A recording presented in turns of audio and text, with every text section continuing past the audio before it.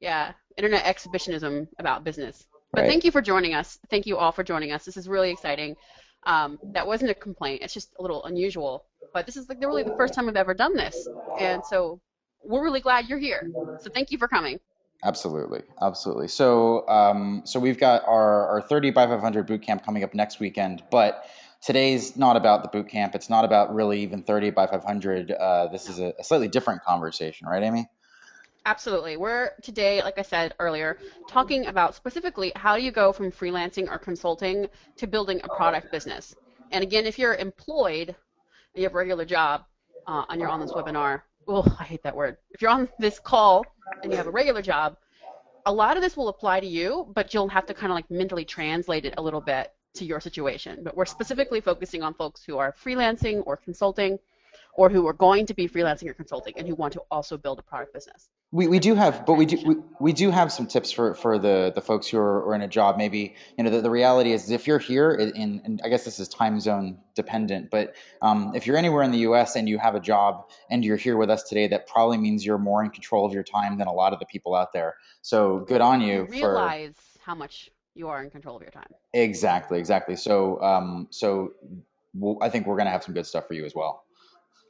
Awesome. So we thought we'd start off with a story. Yay! So gather around, everyone. Let's make s'mores. Um, this is what I say when there's no one to give me funny looks. Things are just going well. um, I wanted to tell you a little bit about how we built Freckle. Now, in case you aren't familiar with like my main business, it's an app called Freckle. It's a software as a service, so subscription web app, specifically time tracking, invoicing, expense tracking for freelancers and consultants. And we aim it now specifically at small teams agencies. Now, in 2008, we didn't have any products. Thomas and I were consulting. I was actually consulting with another friend of mine, and then I quit that uh, sort of little company that we created and started consulting with Thomas, and we got different types of projects, but we didn't have any products at all. And I had accidentally been offline for an entire month in New Zealand because there was no internet in New Zealand back then. And I just realized how much I hated consulting.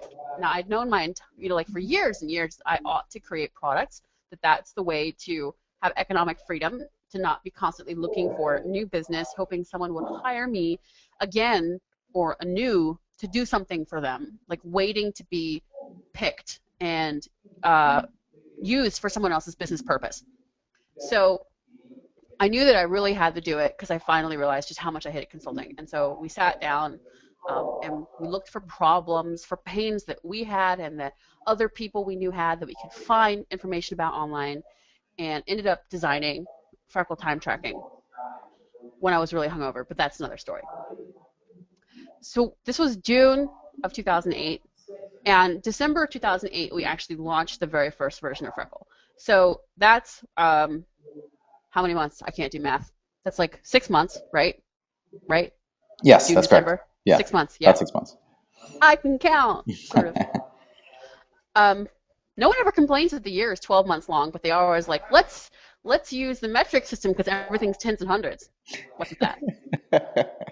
So, welcome to my brain. I'm sorry. I But had you to do that. digress. I digress. Yeah, I'm sorry. I digress. So 6 months from coming up, well, actually a little more than coming up with what pain we were going to solve, and then actually doing wireframey interaction design, really basic, just like these are the things that really suck, and so our product is going to do the opposite in June, to launching a really crappy first version in December. We worked on and off um, for 5 months in between kind of an international move and wedding. We would work usually every Friday, all day, like a long day, and sometimes on the weekends as well. At that time, we were working with another tiny development company, but as well, it didn't work out, shall we say. We were partnering and they just stopped working, so our partnership broke up. But I calculated that we spent about 180 hours to build the first version of Freckle. That's all together, that's all of us. So if you think about it, that sounds like a lot.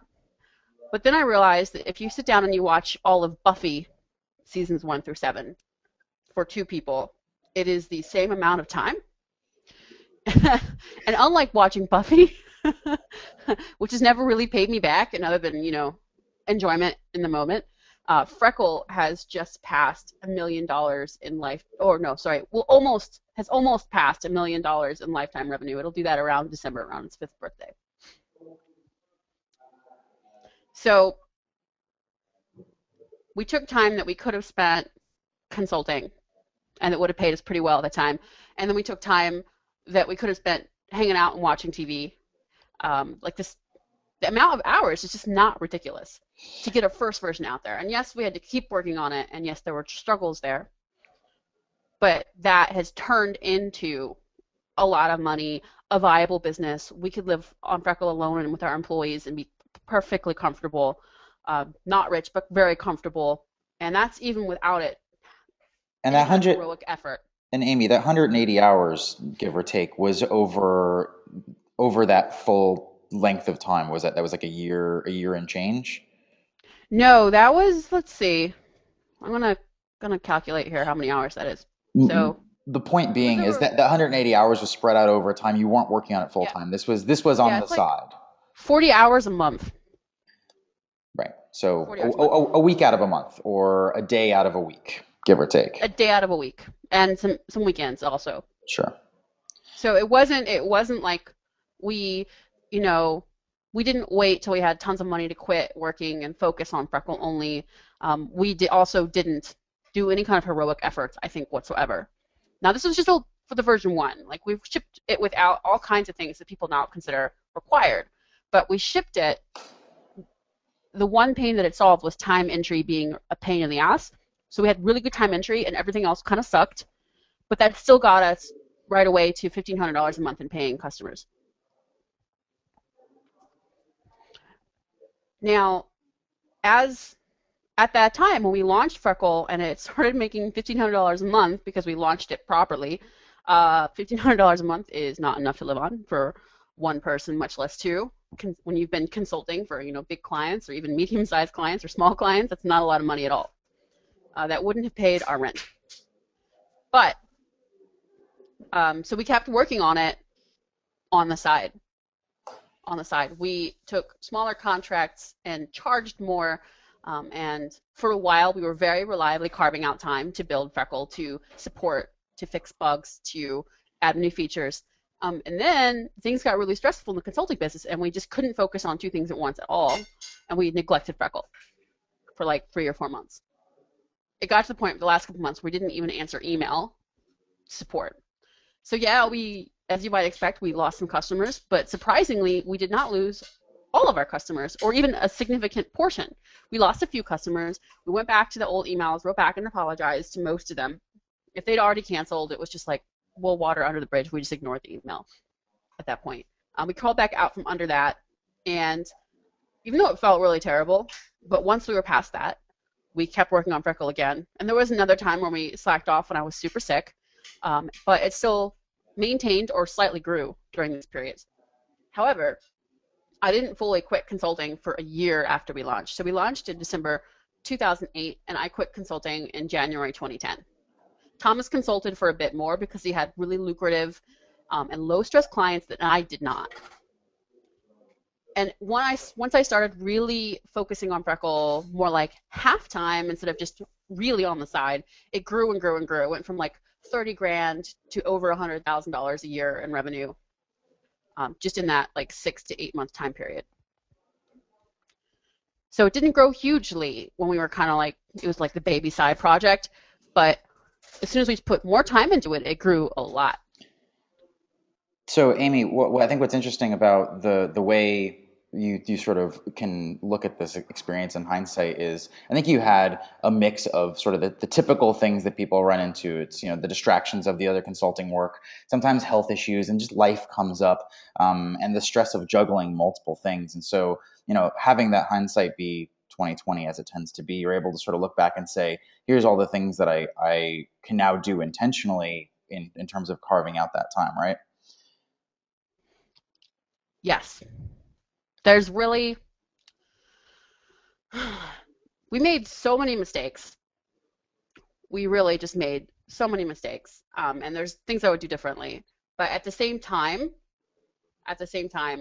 I'm glad that we made those mistakes because they moved us forward. So I wouldn't recommend doing it just like we did. But at the same time, I've learned so much that I can make recommendations, if that makes sense. So when it really comes down to it, there was all of these factors, whether it was again the other consulting clients or just stresses of life that were seemed like outside influences, like outside effects, and everybody's got these sort of like pockets of danger around them that when I'm trying to make this transition, it feels like something always pops up that's going to pull me away from the thing that I know is what I need to be working. Like all this entire time, you knew that you wanted to be working on Freckle and building a product that Yeah. could pay dividends over time. So, we've got with all of these things sort of chasing after you. How do you decide which? How do you know what to focus on, what to pay attention to? What had to change in your mindset in order to even in spite of all of the mistakes make this work? Well, that is a good question. I think that most of us, if not all of us, kind of grow up learning to focus on whatever screams the loudest, and that we wait for people to present us what to do. Your parents tell you what to do, and then school tells you what to do, and then your job tells you what to do. Even if you're fairly entrepreneurial in your job, you know that there's someone somewhere who's going to sign off on your work, or if you don't do anything, eventually complain. That is not really so true with products. And if you're consulting, it's the same situation. I don't know, if you don't call your client for a month and you don't have anything to show for it, they will probably end up firing you or at least writing you a very nasty email. But that's not really true with customers, especially when your business is early. There's very little pressure there. And so you cannot rely on the way that you've always worked, which is to rely on pressure or external forces or some sort of authority figure to tell you what to focus on. You tend to work on what's in front of you and what pops up and what's loud or painful or scary. And the products at first, they're just not that way. So you really have to break out of that mindset.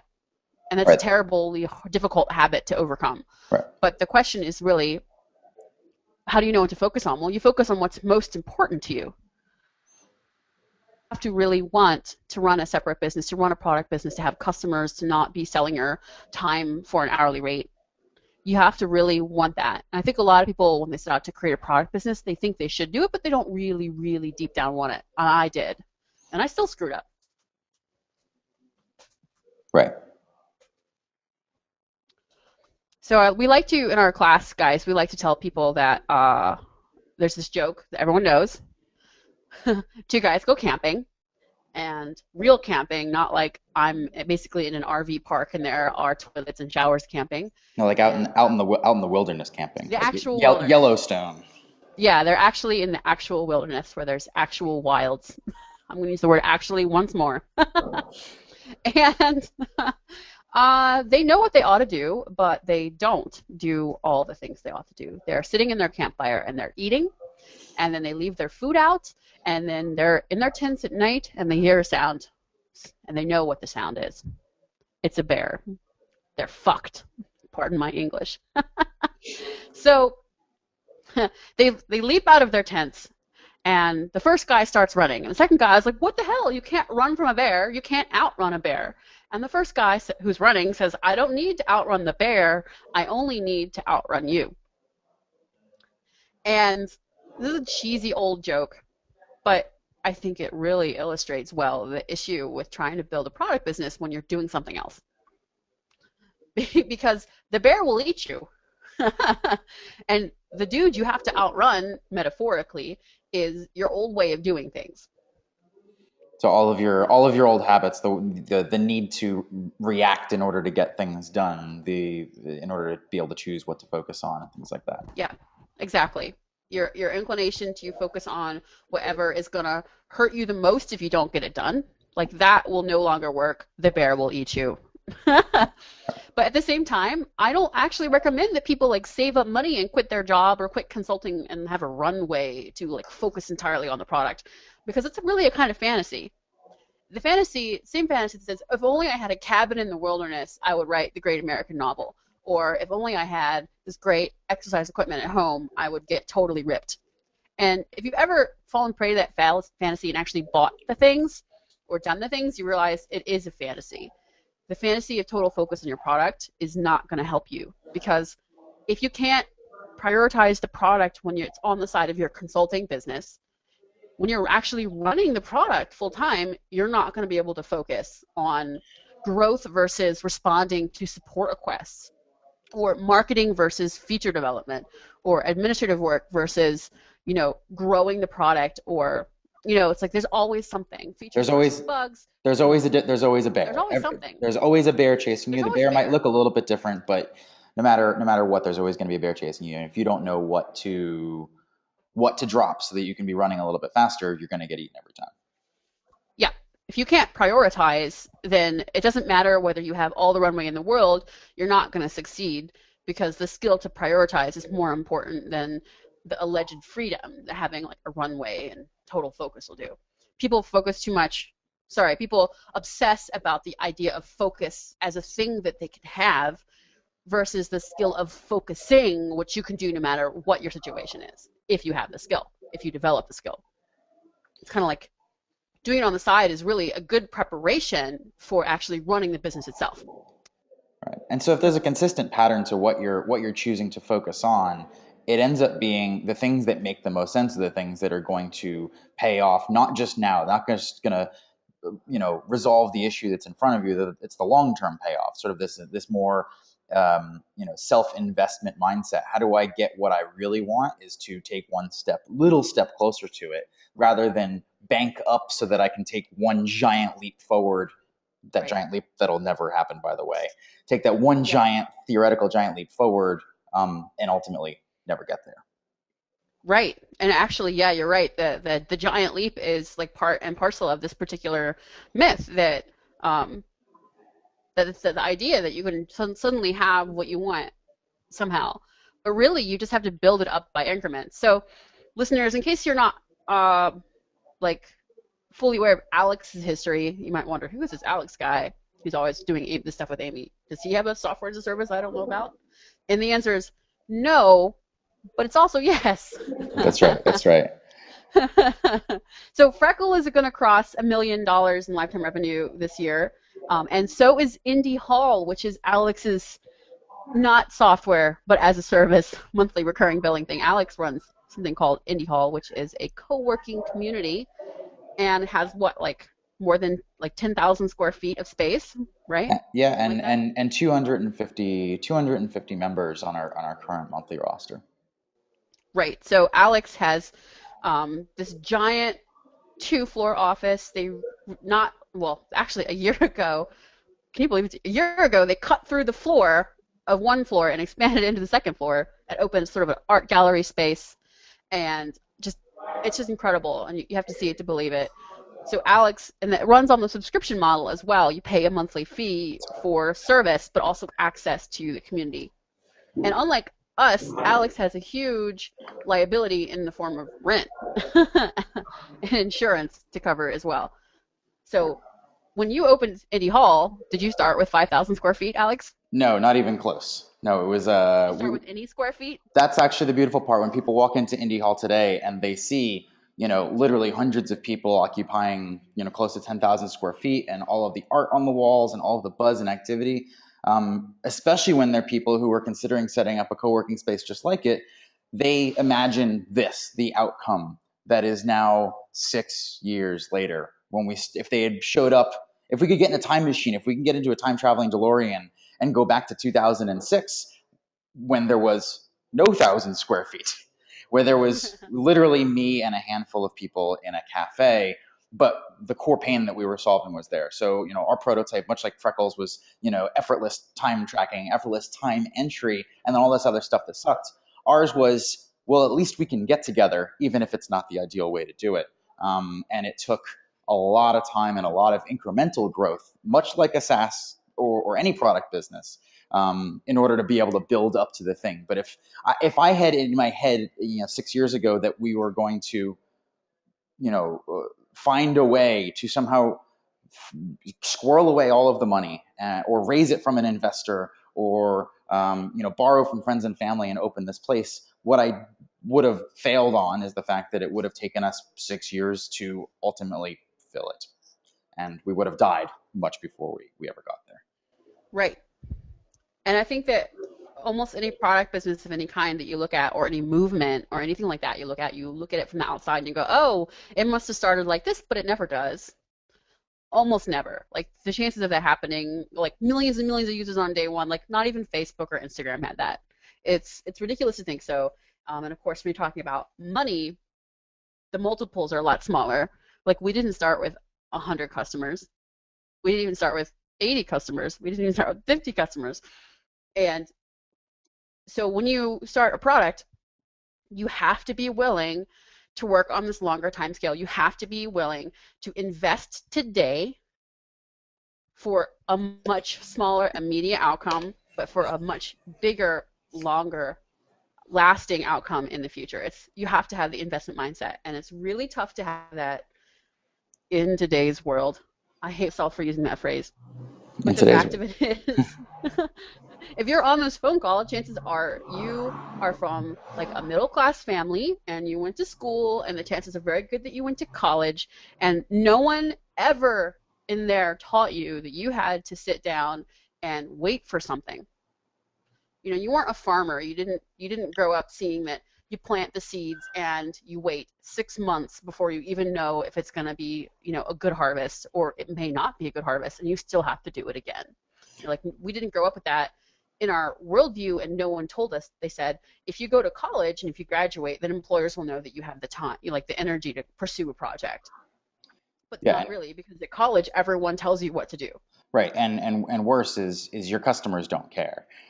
Right. In this particular case, they don't care that you put in the time to go to college or to work your way up through the management chain at your previous job, or all of the years of time that you put into learning whatever skill it is that you're really good at. They don't care.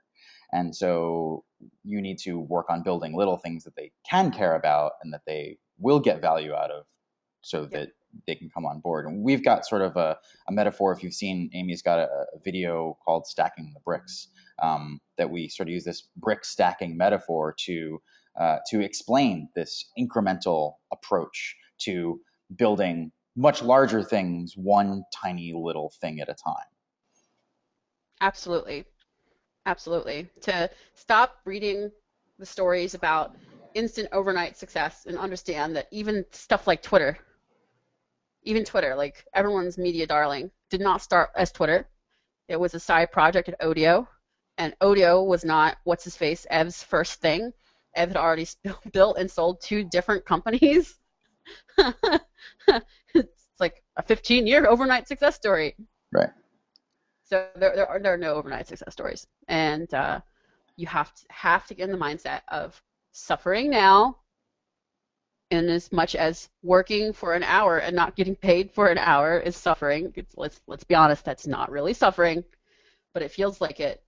Turning away clients, charging more money, and taking fewer clients. Like you have to invest. Really, So investment is the key. so let's we're about halfway through the call already. I think it's time for us to get down to some tactical stuff if people are still paying attention. Absolutely. We're going to introduce this notion of brick stacking, and brick stacking in the context of making the transition from freelancing and clients to having a product-based business that replaces all of your freelancing clients. That's brick stacking in and of itself. It's what are the little things that you can do? What are the little changes that you can make that set you up not just for the success right in front of you, but for the next success as well? So, right. Why don't we start by, there's this entire notion of trading your time for money. And that's sort of like, that's the first thing I think people need to erase from their brains in terms of making this transition successfully, because every single time you're looking at the clock going, well, I spent that hour working on my thing instead of getting paid.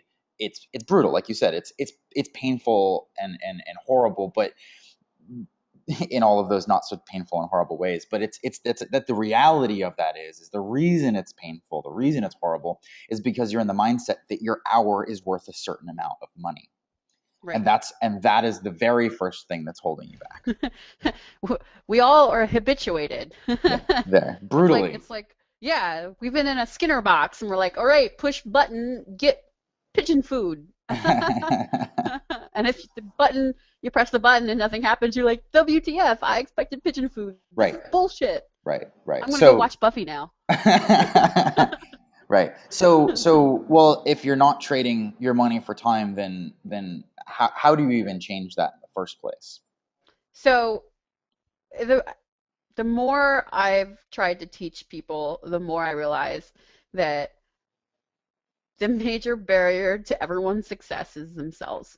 Like I worked with tons of people who claim that they want a product and they claim and appear at first to have the investment mindset, but as soon as the product is not making as much money as they want right away, and then a client comes along and offers them a check, they jump on the client.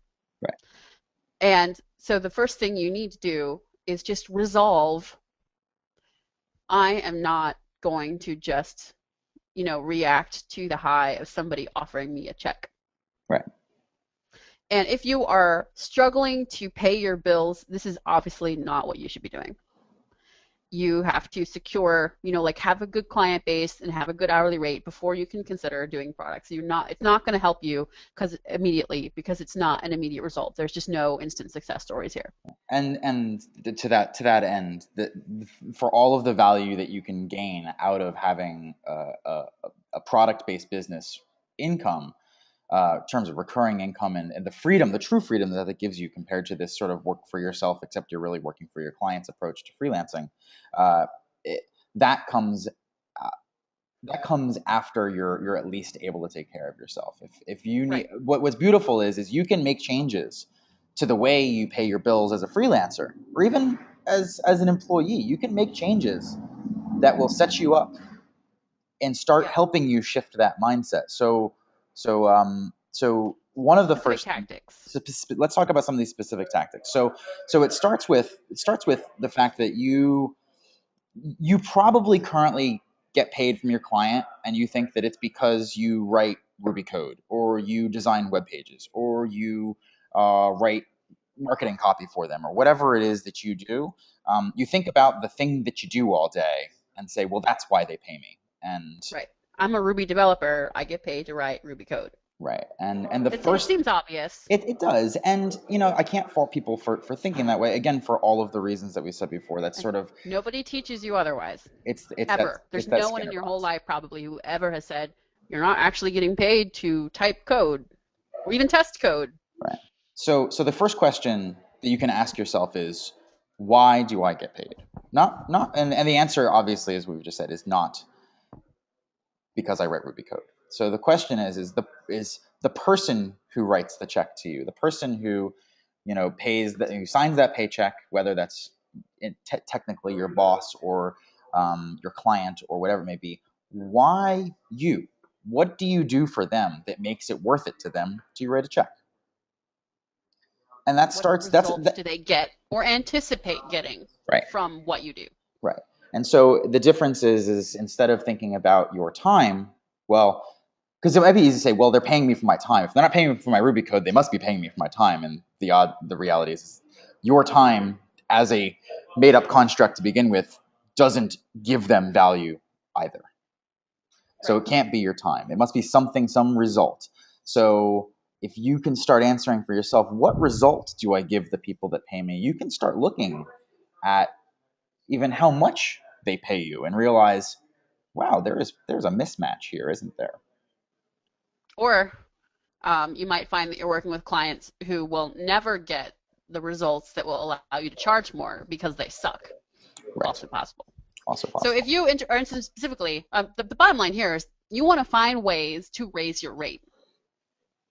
And you can only raise your rate. You can just say, oh, my rate's higher. But if you want to continually raise your rate, you need to, one, ensure that you actually help your clients in a ideal situation get a lot of value from your work, which means focusing on what they need and what their business needs and not just what you do. And two, you need to be able to communicate that effectively. Now, this is not a class on that. Actually, I would recommend Brennan's Double Your Freelancing Rate ebook for that, or Double Your Freelance Rate, which actually Brennan's a 30 by 500 student, and after has it been 2 years? I think it's 2 years since he took 30 by 500 or Yeah, one, 2 years, definitely 2 two years. years. His app, PlanScope, has finally just now crossed 5 figures of monthly recurring revenue. That's how long it takes, folks. But in the meantime, he's been working on other ways to And that's two make years money of for his time. Brennan hustling, Yeah. not hustling in that like obnoxious I'm killing myself kind of way, but like Brennan works really hard, also really smart. Like he's taken uh, Brennan's not just putting in the time, but he's really taken to the how do I create more value as quickly and efficiently as possible, and it's still taken him that long. Yeah. That's just the way that it works. But once you build up recurring revenue, it doesn't just disappear overnight. Right. And it's easier to make it grow. Right. So, first thing you want to do, raise your rates. And the best way to do that is to understand your position in the business of the people who are paying you. And I again recommend Double Your Freelance Rate by Brennan. It's really good. The second thing you want to do is when you charge more, work less. So don't. I was a very bad freelancer for a very long time. I'll just preface that. I was sucked. I would take pretty much any work that showed up. I gave people huge discounts for no reason, and I was just grateful that they would give me the work. And I was constantly living month to month, and it sucked.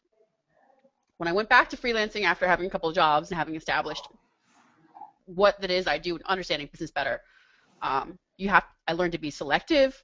I went from charging like $50 an hour, 3 years later charging like $250 plus. And it's really not that I personally changed, it's my understanding of business and what I was doing for my clients changed. And then it's still tempting though to have the habit to take all the work that comes by that'll pay your rate. You're like, all right, do you seem like not an asshole? Do I seem like I could do good work for you? Will you pay my rate? Great, I'll take you if I have time. But you don't want to fill up your time, because if you fill up your time, you won't have any time to work on your products. You need to guard your time jealously, be more discriminating, charge more, and work less. And it We really is that easy. we have a great story from a recent 30 by 500 alumni who is freelancing it in his career for a while and had a couple of clients that he thought were good clients, and sort of had an epiphany that he needed to start making this transition. He recently wrote our alumni list to sort of tell a little bit of a story of how sort of he had it took him a really long time to even be willing to accept this new perspective of presenting value instead of an ability, so to speak. And he was able to consolidate all of his client work down into two large monthly retainer client deals, which is a lot different from X number of dollars an hour, and I'm going to get an average of 30 hours a month. But sometimes it'll be a little bit higher because they need more, or because I really kind of need to make some extra cash to pay off this other bill.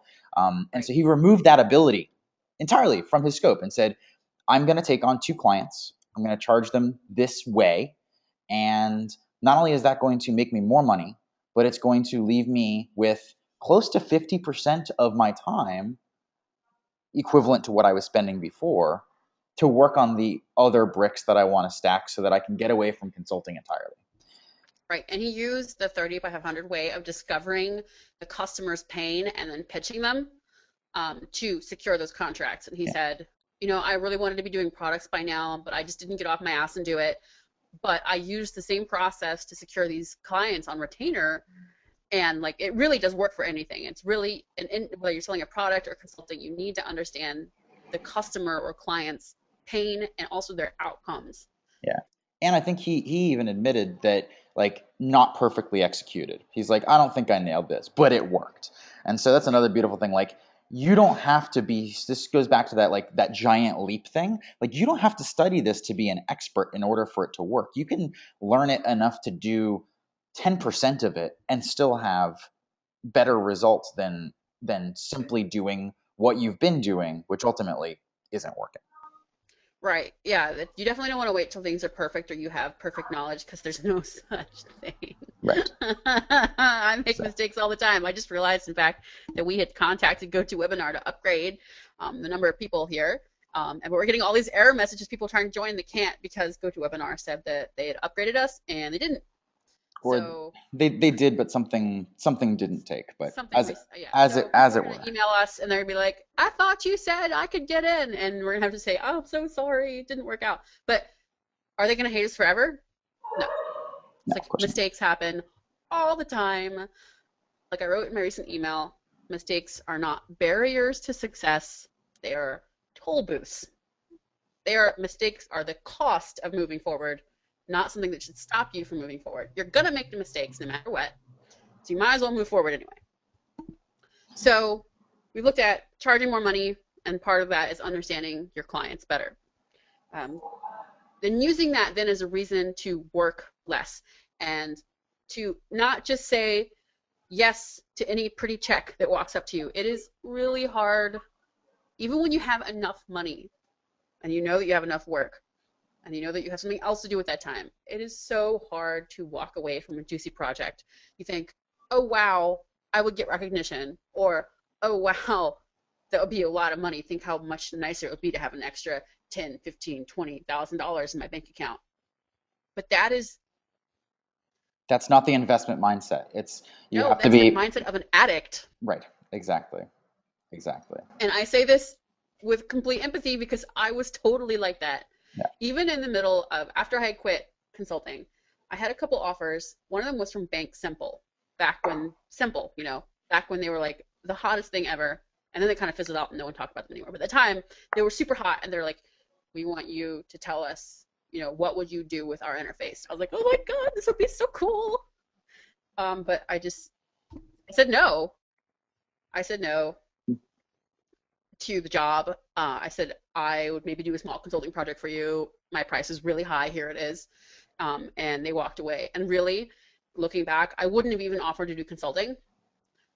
I kind of priced it so high that it was like a no shit. Like if they pay me this much money, it's worth it. But looking back, it wasn't even worth it. I would have said no. But I was still kind of in the addict mindset, so I kind of set it up so it would be hard for me to take the next hit, but not impossible. Yeah. And looking back, I would make it impossible. If someone wants me to consult, I just say no. Now, doesn't matter how much money it is or who it is for. It's like, I mean, being able to shake a money tree it's an addiction, and it's a bad way to run a business. It's a really bad way to run a business. Unless that money tree is you providing like an ebook or workshop or something to customers who then, pay you and then go away. Selling a product or doing a workshop over and over is much different than doing consulting for a client. But even then, the big difference is that it's not that they go away. In fact, it's that they stick around, but they continue bringing you a growth of value. It's not that they just come back for the same hit every time. It's that they're laying another foundation, another row of bricks for you to move towards your goal. If it's keeping you from advancing, it's not brick stacking, it's boat anchoring. It's and you taking that gig with Simple would have ultimately been a boat anchor on you moving towards the goal that you really wanted. And so being able to identify the difference between something that short term seems like it advances you, but if you can't see how it advances you towards the big goal, then it's actually not advancing you at all. It's slowing you down. Very true. Very true. So yeah, when I said, and then they go away, I was thinking about how annoying clients are. Like they just keep, like, client projects either end and then it's totally out of control, or they kind of never end, in my experience. Granted, I'm not the world's best consultant. Right. So could be I was doing something wrong. But when you sell somebody an ebook, for example, and then they buy into your ebook premise and they like start taking your advice, then they may in the future want something next step. Like here you are in this webinar. If you want to take the next step and learn how to figure out what products do people really want to buy so you can make the most of your time that you've kind of segmented off from your consulting, chances are good that you'll consider our class, right? And I'm not like, you must take 30 by 500, and when you walk out the door, so to speak, I'm not going to be like, you should take 30 by 500 for 50% off. There's no hard sell here, and there's no big discount. But if you like this information, you like what we're thinking, chances are good you'll consider us next time, right? And that is how you stack bricks. Right. So I think we've got one more tip sort of on our list before maybe we want to tackle a couple of questions that people wrote in with. Yes. And this one's sort of the goodie for the people who this can be used if you're freelancing, but this is super useful if you find yourself in that job situation and you're trying to figure out, all right, this is all nice if I'm, if I get to say no to the next client. But what about when, I'm not the one choosing who the clients are, and this is more like I am in a job, so I am like kind of committed to a certain number of hours, and so all I have is nights and weekends. And to be fair, you can do a lot of damage nights and weekends. You Amy built Freckle effectively. You could spread out nights and weekends over a period of time and build that. And Indy Hall was built originally in my nights and weekends as well. So you can do a lot in nights and weekends. But if you're looking to accelerate things, we've got this pretty sweet little tip for people who are in the job situation and are looking Yep. to take the next step. So So let me set the scene for this because when I did this, I was not the Amy Hoy that everyone knows and loves. That was sarcasm, by the way. I was kind of a nobody. I was doing PHP development and interaction design inside a company that you've never heard of. Nobody read my blog. I had no fame whatsoever.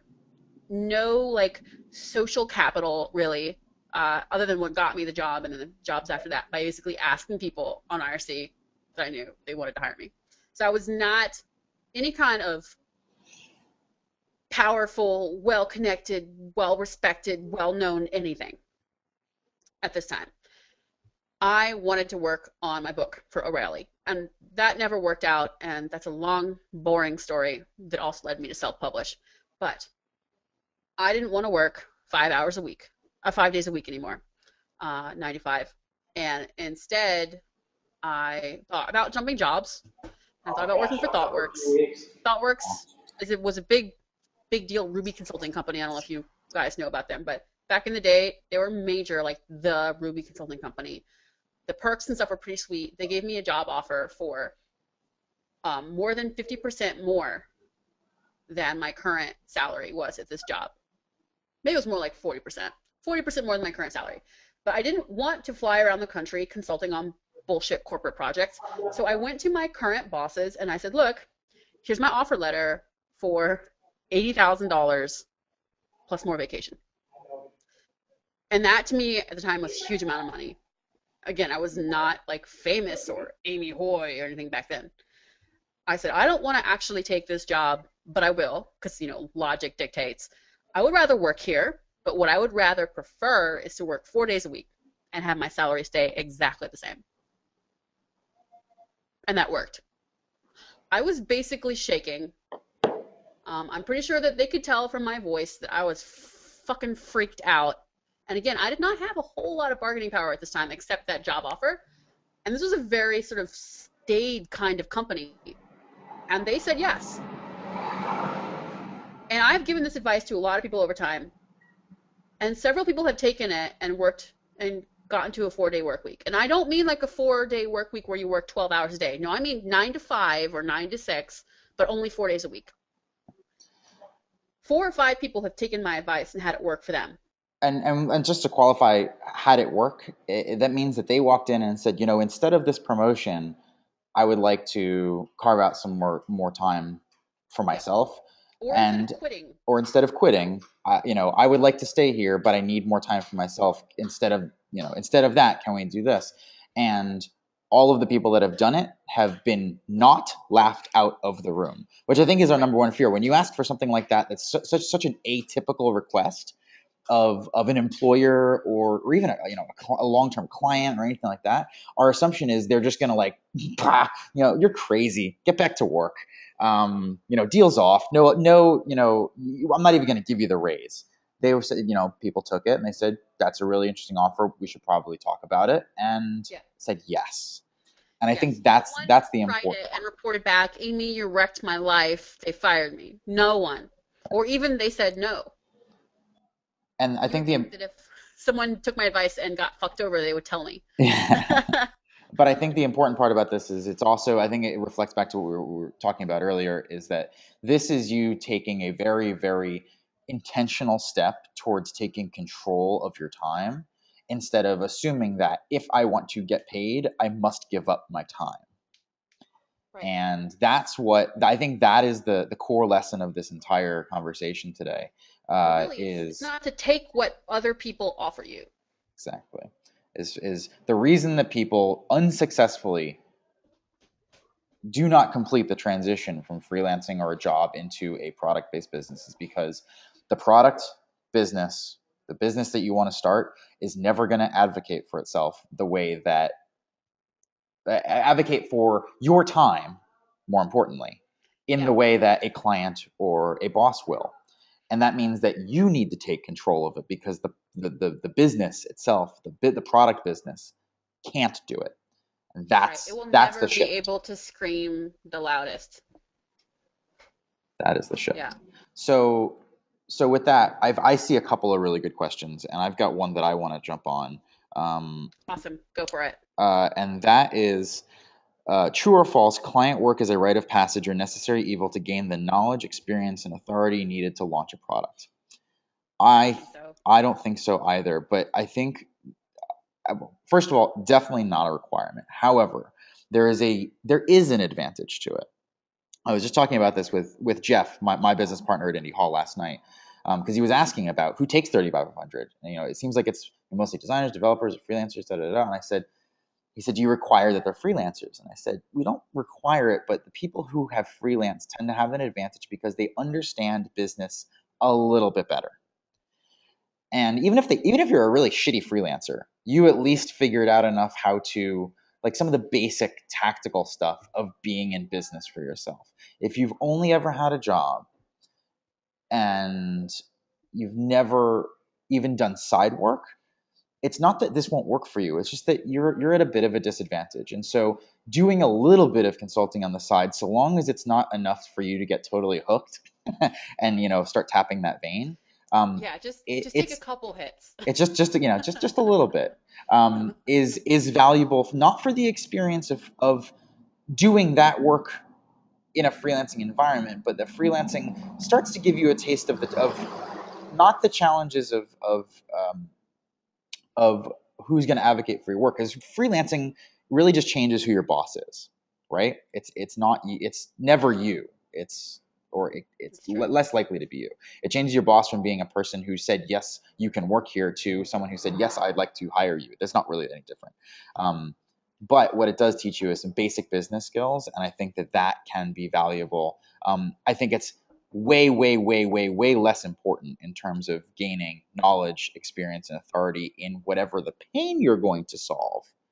Because the Yeah, truth is, the pain that you're solving doesn't care if you're a freelancer or an employee or what you gain that knowledge. It's more the business experience that you get, the basic business experience that you get from freelancing that can be valuable. absolutely. Because you have to go through a process of, interviewing clients and like proposals usually and contracts, and they'll have questions and they'll be like, why should I Yeah. hire you? And all this stuff helps. Yeah, and I think it teaches some things about it, about not just the work, but also about yourself, and says, if I can hack this, I can definitely hack product.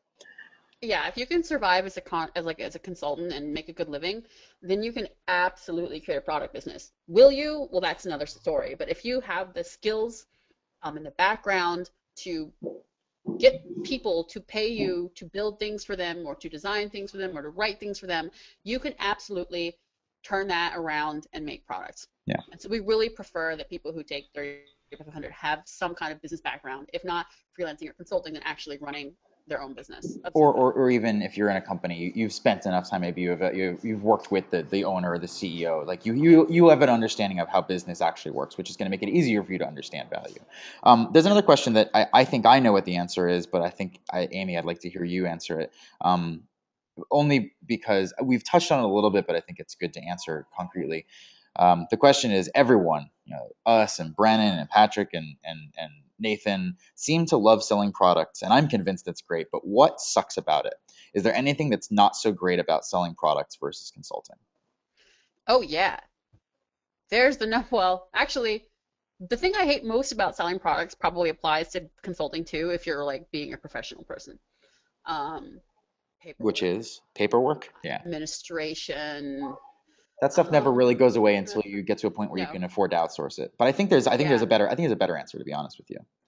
Okay. So I personally love the existential freedom of selling products. I know a lot of people don't. I love it.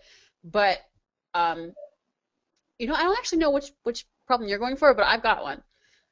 What's yours? Rarely will you have a client who will cancel a check and write you nasty emails. That happens from time to time when you sell products. Well, It's not often. it's true. That's true. But that And hurt. If you're thin-skinned, that can really hurt. At first, it's really upsetting. Um, that the thing that I think is the fact that it's slow, is that it takes doesn't time. fair. It doesn't really bother me That's only that it doesn't bother you, but however now. you can say that now because you've taken the time. That's exactly it. I Yeah, think that the it's not even a matter of patience and perseverance. It's the willingness to play the long game. That yeah, does require some, as we said earlier, some sacrifices in a completely reasonable scale of making sacrifices. But the truth is you can't start a business like this today and having quit your job yesterday and be okay. It takes time yeah, yeah. and I know effort, people are like, I have 3 or 4 months of runway. I quit my job. I'm like, it's right? not that. It's Compared not to gonna like work for you. you can launch a consulting business and go score clients the same day and have your rent paid and your bills paid that month and potentially for months to come. But you're going to have to keep doing that. You're not actually you're not building and growing. You're Right. creating something that is it's got sort of a finite P.S. Passive income is a lie. yeah, that it is work. Just because you get paid in your sleep doesn't mean you're not working in other Right. ways all the You time. get to reap once you've invested your time and your effort for years, you get to reap that for many years to come. It's not like 1 hour you get $20 back. Sure. That out 1 hour you spent 1 year it'll be worth 20, the next year it'll be worth 40 and 60 and 80. But that's the same hour, not you work another hour the next year and it gets worth more. Sure. But it will accrue, which is not true of consulting. But it's still still have to spend that time and invest that time and energy. It's never there's no such thing truly as passive income. Yeah. But So I one more question I think we have time for, maybe two. okay, The next one is sort of this balance. Now we talked about the notion of carving out time, whether that be one day a week or a certain number of hours a day to be working on brick stacking effectively. But there's an element of task switching. Um, I think the question is asking what is the best way to balance when you're transitioning from client work to working on a product? What is the good way to keep the frequency? Sorry, motorcycles. What is a good way to keep frequency when building an audience and building on the product? Basically, how often do I need to be working on my product business? Is that something that I should be doing a little bit a right. day, a little bit a week, once a month? How far apart do the intervals get that it's no longer really valuable? I think you absolutely have to work on it every single week. However, if you fall down 1 week or another week, or even like we did for a couple months at a time, get back on the horse. I have seen people who did exactly what I did with Freckle, which was they totally ignored their business for 3 months, and then the email piled up, and they felt so horribly guilty that they never went back to it, which is stupid. It's like if you miss somebody's birthday, you don't then not talk to them ever again. I mean, there were times in my life where I was so socially awkward that if I screwed up something socially, I would never talk to that person again. And then I realized that's idiotic. The same thing with the business. So You this have to work relates on it to regularly. But if yeah. you mess up, get back on the horse. This relates to another question, which is how do you handle the sadness that results from working on a product that's making no money when you could have been consulting for many dollars per hour? I'm going to sort of abstract that question away into how do I get over myself when I feel like maybe I made the wrong choice? Okay. And I think the answer here is if all you want to do is beat yourself up, then you're here to beat yourself up. And That's true. instead, as Amy just said, when you screw up, whether it's because you chose a wrong audience or you built something that nobody wants or whatever it may be, you can wallow in it. And that's about as bad as taken another hit of the client dollars. It's, you know, you're not moving forward. Or you can say, well, this isn't working and I made a mistake, but I can stay an idiot. I can stay a person who made a mistake, or I can do something different and figure out how that different thing can actually get me closer to my goal. So the point is the way you handle sadness is to say, you know what, I screwed up. It's okay. I'm just going to not do that again. Yes, I would like to elaborate on that. Yeah. So the more that I teach people and the more that I study philosophy and psychology, the more I think that bad feelings are often a kind of reward. In a What do you way, mean by that? I'm gathering my thoughts how to explain. I wrote a post recently called The Harsh Truth About Fear, where I basically said that people say, I would do X, but I'm afraid. And yet they do all other kinds of things that would cause fear, like take their driver's tests or ask somebody to marry them, things like that. That are even more scary than, say, launching a product. Like, if no one buys your ebook, what's going to happen? Meanwhile, if you get in a car and you drive someplace and you have a car accident, you could die. Or if you ask the love of your life to marry you and she turns you down or he turns you down, like that is a much bigger consequence. Yet people get married all the time, and people who get married will still say, I'm too scared to launch a product. It doesn't make sense. Fear, I think, is used more as an excuse to do nothing, and because there's some sort of weird pleasure in maintaining the status quo and saying, oh, in my fantasies, I would do all this, but fear is stopping me. And I don't mean to sound at all condescending, because I definitely earlier in my life was with, say, a boyfriend or two who I think I picked because they would never really love me, if that makes sense. Kind of like it confirmed my self-image, if that makes sense. I think that's pretty common, actually. I think a lot of people make that kind of mistake. But you can make it with business too. You can be like, oh, well, I I feel bad because I didn't make any money, and it's not going to make any money, and I can wallow a little bit, and then I can go on with my life and not actually face the challenge of sitting down to fix it and persist. It can be kind of its own reward, because it lets you maintain the status quo. And if there's anything that our egos like, it's the status quo. If we can't have amazing success, we want the status quo. There's a Amy, I'm gonna have to, because we're out of time today, but also because I have to extract from my notes. That Simon Sinek talk that I went to yesterday was one of the things that he was talking about that's coming out in his new book. He did an analysis of the chemicals that sort of control our happiness. And I don't have the notes in front of me, so I can't remember exactly which one it is, but I will write this post that I believe supports that theory, in the fact that there's a chemical that we've evolved to have that essentially we release it to dull pain. And Right. there are certain interactions that we have, and this releases in the body. And it is like any chemical, you can get addicted to it. And so that sort of self-excusing wallowing we do in a way to get our body to release that chemical because it feels good. The And it's problem also is less work to wallow than to change. right, exactly. So in a way, not having to work is a reward as well. And that's interesting. I want to hear about that. Yeah, I it would was just really add that cool. you can totally break out of this mindset and this habit.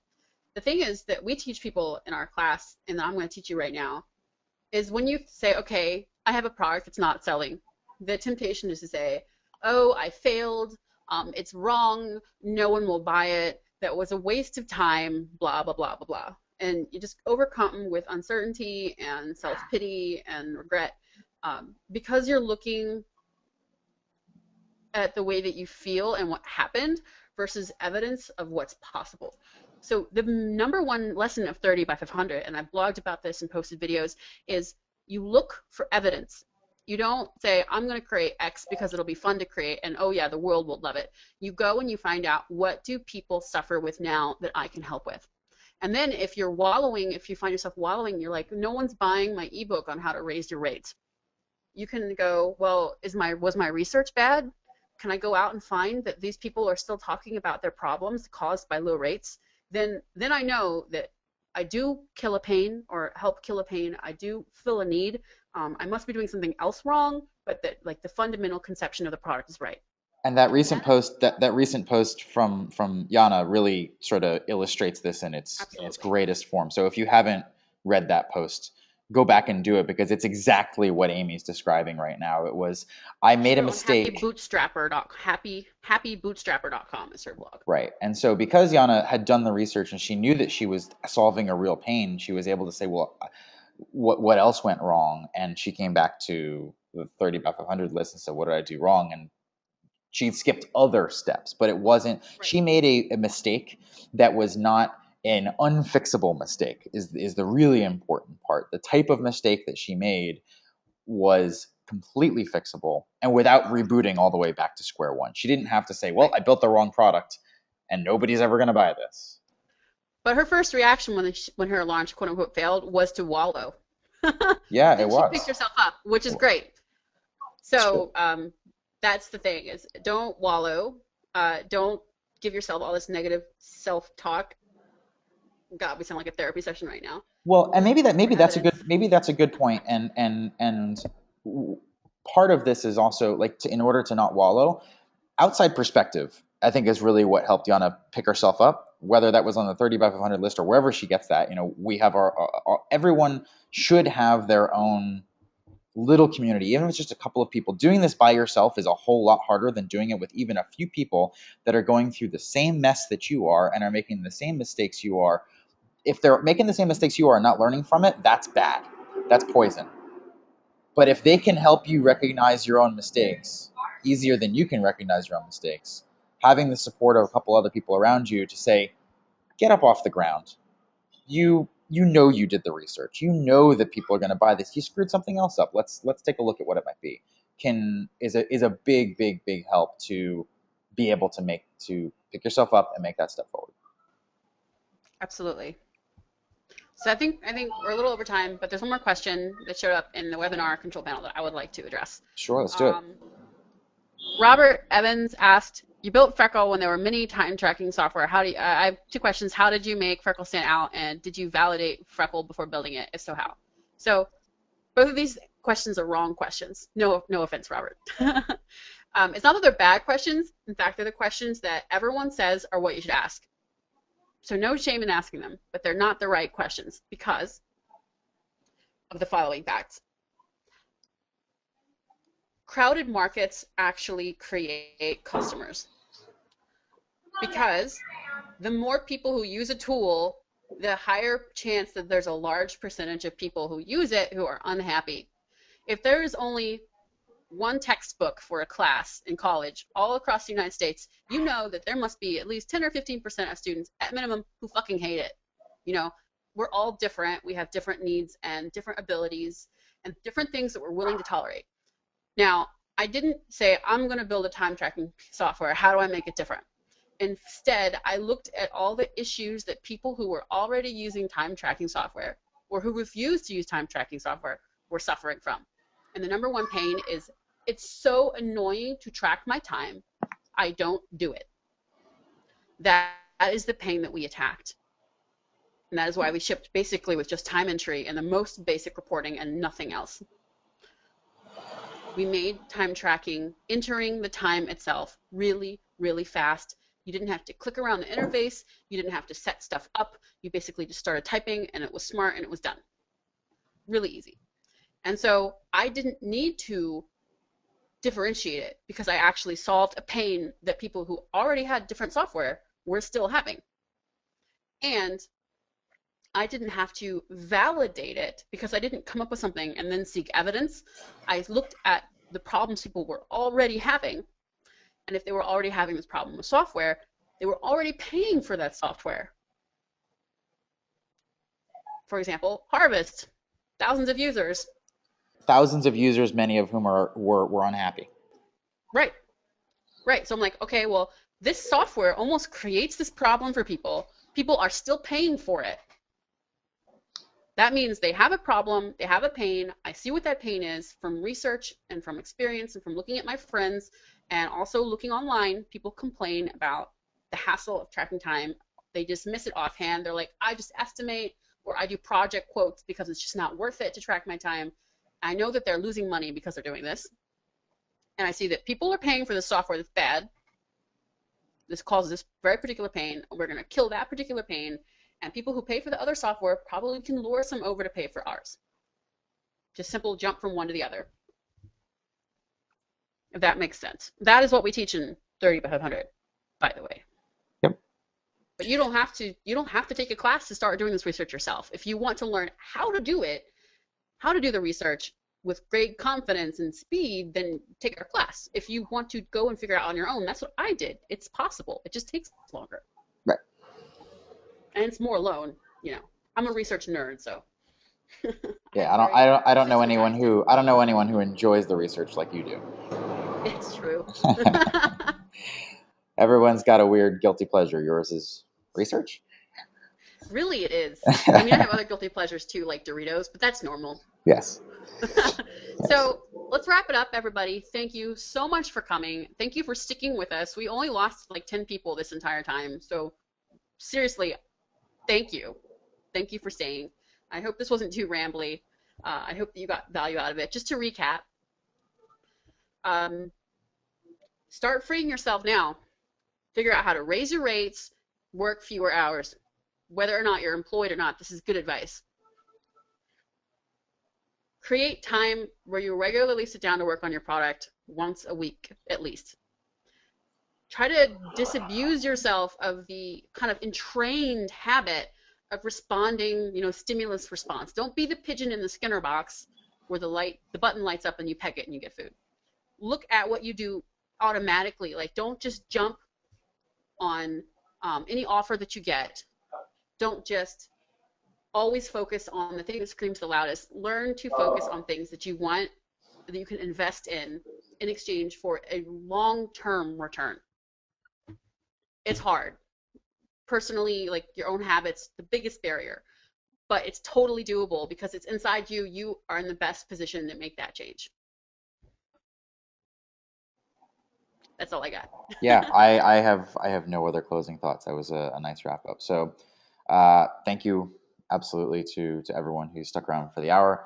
If you have questions about making sure that 30 by 500 is right for you, if you're interested, shoot us an email. Let us know. We've got about 2/3 of the seats are for next weekend's boot camp are left. Yep, that's right. So if you have any questions, is this right for you? Is this going to be the right fit? Are you ready for it now? Should I maybe take it later? Shoot us an email. Happy to make sure that this is the right time for you. And we'll see you back on the interwebs. Yeah, and also, if you enjoy this, we would love a tweet. We're going to also do our best to get you the recording. Hopefully it worked. Fingers crossed. And let us know what you liked and what you would like us to do differently next time. We'd really appreciate that feedback. Yeah, absolutely. That'd be great because I think we want to do stuff like this again. Yeah, definitely. And I think maybe this new format threw us a little bit, so we're really wide open to constructive criticism and things like that. This is something that we know we can make better. What we focus our energy on making better is really going to be dependent on what we hear from you guys. Absolutely. So please let us know, both positive and negative. We're really excited to hear it. Yep. Thank you so much. We are signing off. We will email you the recording, assuming we can get it. And just, hit reply and let us know what you thought. Cool. All right. Thank you. Bye, Amy. Bye, everybody. Bye.